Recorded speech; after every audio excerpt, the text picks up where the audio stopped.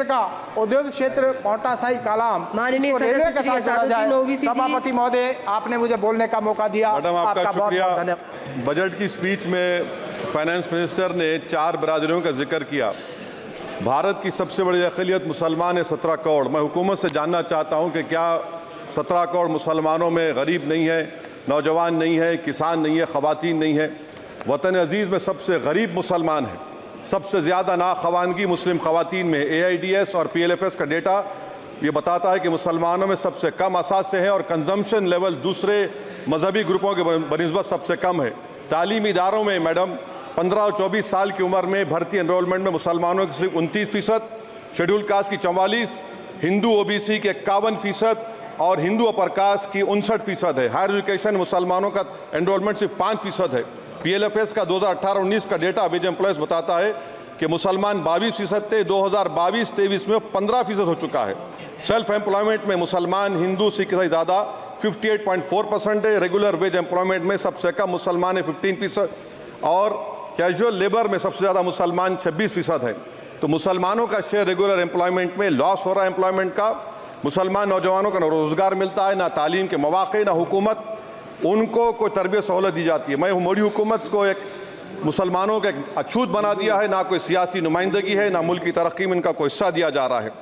मैं madam minority welfare ministry में 2023-24 में 38% की बजट में कमी कर दी गई, 5,000 से 3,000 करोड़ कर दिया गया। इस साल के बजट में सिर्फ चंद 100 करोड़ का इजाफा किया गया, मगर 23-24 के बजट के लेवल पर पैसे मुख्तसर नहीं किए गए।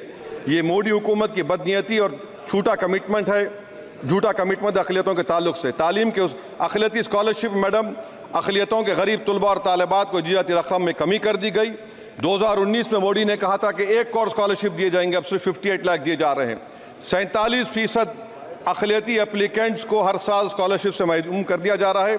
10 साल से मैं कह रहा हूँ कि डिमांड ड्रिवन करो। डिमांड ड्रिवन के लिए सिर्फ 3,000 करोड़ की ज़रूरत है, मगर ये हुकूमत सच्चाई को और ईमानदारी से काम नहीं कर रही है। 2007 और 8 से माइनॉरिटी स्कॉलरशिप का नंबर इजाफा नहीं हुआ है।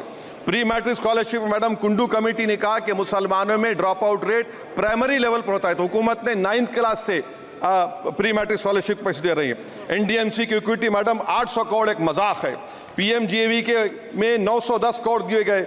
सारी दुनिया जानती है कि जहां मुसलमान बसता है गांव में, शहर में, वो अंडर डेवलप एरिया है और आप मजाक करें ऊँट के मुंह में जीरा देकर। हज में 97 करोड़। हज कमेटी एक रिश्वत का मरकज बन चुका है। प्राइवेट टूर ऑपरेटर्स के एक लाइसेंस के लिए पैसे देना पड़ता है, बिल्डिंग सिलेक्शन के लिए पैसे देना पड़ता है, मीना मुजदलफा में कंपनी के सिलेक्शन के लिए पैसे देना पड़ता है। मैं हुकूमत से मुतालबा करता हूं कि ख़त्म किया जाए और CBI से इंक्वायरी करवाई जाए। मोदी हुकूमत को अक़लियतों, बिल्कुल मुसलमानों से नफरत को ख़त्म करना पड़ेगा। मुसलमानों को उनका दस्तूरी हक मिलना चाहिए। आप कैसे विकसित भारत बनाएंगे अगर 17 करोड़ मुसलमान नफरत करेंगे?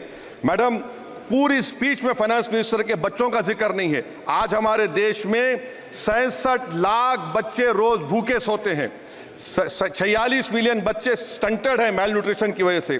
25 मिलियन बच्चे वेस्टेड हैं। मासूम बच्चों की यह बदकिस्मती और बदबख्ती है कि एक शख्स चाय बेचकर वजीर आजम बन गया।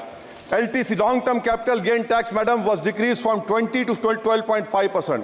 However, the indexation benefit has been removed and won't apply to any property purchased after 2001.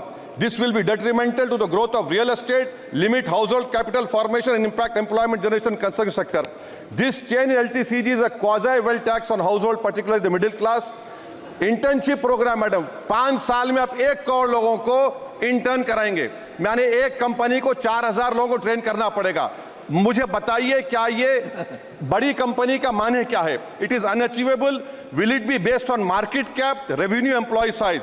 May be prime minister Modi is saying to Agniveer to do internship after 4 years of service in armed forces.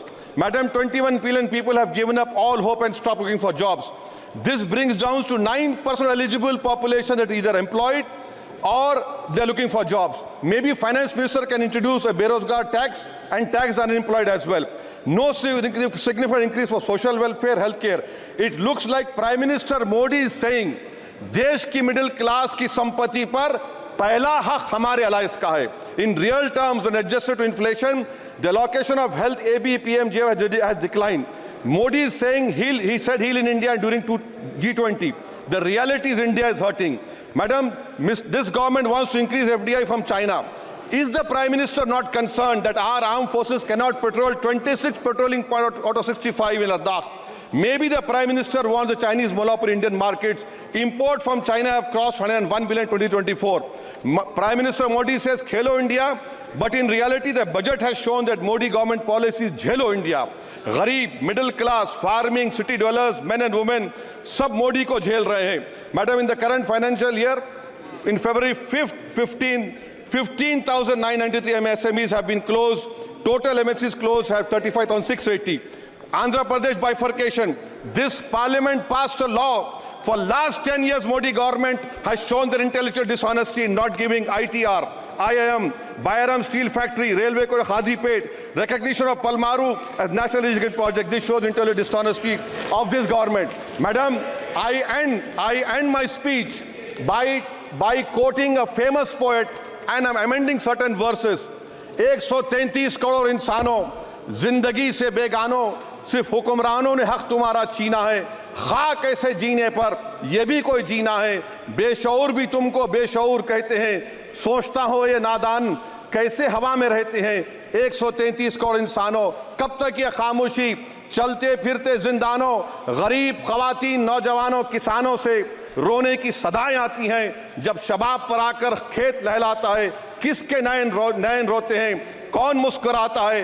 काश तुम भी समझो, काश तुम भी जानो किस कदर भयानक है जुल्म का ये ढब. देखो रख से आतिश आहन देखते ही जाओगे, होश में ना आओगे.